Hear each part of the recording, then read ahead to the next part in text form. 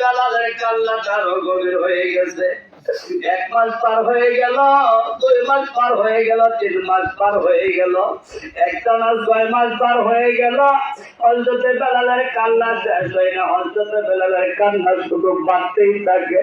হযরত বেলাল দিনে ঘুমায় না, রাত্রে ঘুমায় না,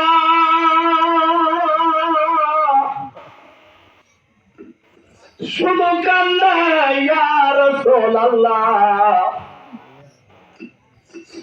নবী গো, আমার রাইকা আপনি কেমনে বদলাই হইলে লাগলো শুই। হযরত বেলাল কান্না। একজন আশাক প্রেমিক পাগল যখন ঠোঁটটা ভেঙে ভেঙে 2 চোখের 2 ফোঁটা প্রেমের পানি ছেড়ে দেয়, মাসক তা কখনো সইতে পারে না, সইতে পারে না। 6 মাস পরে আবার আপনার নবী, আবার নবী একদিন হযরত বেলালকে রাত্রের বেলা স্বপ্নে দেখায় বলতেছে, বেলাল রে, ও বেলাল, 6 মাস পার হয়ে গেল রে বেলাল, তোমার কণ্ঠের আজান আমি নবী শুনি না। ও বেলাল রে, ও বেলাল, তুমি কামি নবীর ভালোবাসো না।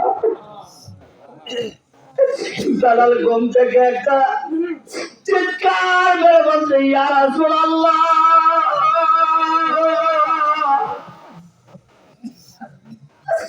ইয়া রাসূলুল্লাহ, ইয়া হাবিবাল্লাহ, নবী গো, আমি তো আপনার ভালোবাসায় ওই মদিনায় থাকতে পারলাম না। নবী শব্দ থেকে ডাক করে বলে, বেলাল, 6 মাস পার হয়ে গেছে বেলাল, তোমার কষ্টের আজান আমি নবী শুনি না। তুমি তাড়াতাড়ি মদিনায় এসে আমি নবীর আজান শোনাও, আমি নবীর আজান শোনাও, আমি নবীর আজান শোনাও। বেলাল পাগল হয়ে গেছে, ইয়া রাসূলুল্লাহ, ইয়া হাবিবাল্লাহ, লাব্বাইক ইয়া রাসূলুল্লাহ, লাব্বাইক ইয়া হাবিবাল্লাহ, লাব্বাইক ইয়া রাসূলুল্লাহ, আপনার পাগল, আপনার পাগল, আপনার গোলাম বেলাল আপনার কোলে হাজির হয়ে যাবে। এই কথা বলতে বলতে বেলাল কান্দে আর মদিনার দিকে রওনা হয়ে গেছে। হযরত বেলাল আস্তে আস্তে করে মদিনায় চলে আসে।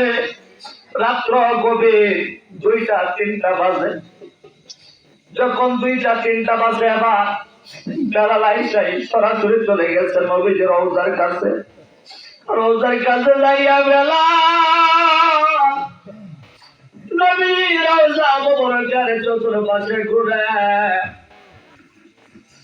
আর কান্দে, ইয়া রাসূলুল্লাহ, লাব্বাইক ইয়া রাসূলুল্লাহ, আপনার গোলাম আপনার কদমে হাজির।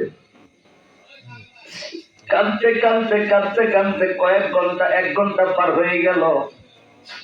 মসজিদের নববীতে ইসলামের 2য় মুয়াজ্জিন নিয়োগ করা হয়েছে। ওই ব্যক্তিটা দ্বিতীয় মুয়াজ্জিন উঠলেন আযান দেওয়ার জন্য, প্রস্তুতি গ্রহণ করার জন্য উঠলেন। আয়েশা দেখে হযরত বেলাল নবীজির রওজা মুবারকের পাশে কাঁদতেছে। দৌড়ে চলে গেলেন বেলালের কাছে, ভাই বেলাল কখন আসলা? বেলাল কোনো কথা কয় না। যারা নবীর পাগল, যারা নবীর আশিক রে বাবা, তাদের দুনিয়ার খেয়াল থাকে না। তখন বেলাল কোনো কথা কয় না। হযরতে বেলালের কথা না বললে 2য় মুয়াজ্জিন চলে গেলেন আবু বকরের কাছে, গিয়ে খবর দিলেন, ভাই আবু বকর, বেলাল মদিনায় ফিরে আসছে। আবু বকর দৌড়ে হযরত বেলালের কাছে চলে আসছে। আয়েশা ডাক করে বলতেছে, ভাই বেলাল রে, ও ভাই বেলাল, 6 মাস পার হয়ে গেছে রে বেলাল, তোমার কণ্ঠের আজান আমি আবু বকর শুনি না। তুমি আজকে ফজরের আজান দিবারে বেলাল, তুমি যদি ফজরের আযান দাও, আমি আবু বকরের মনে হয় আমার নবী তোমার আযানের সুরে এই মসজিদে নববীতে আইসা নামাজ আদায় করবে, নামাজ আদায় করবে। আবু বকরের কথাও কোনো সাড়া দেয় না।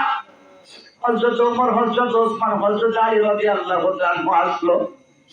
হযরত আবু বকর, ওমর, ওসমান, হযরত আলী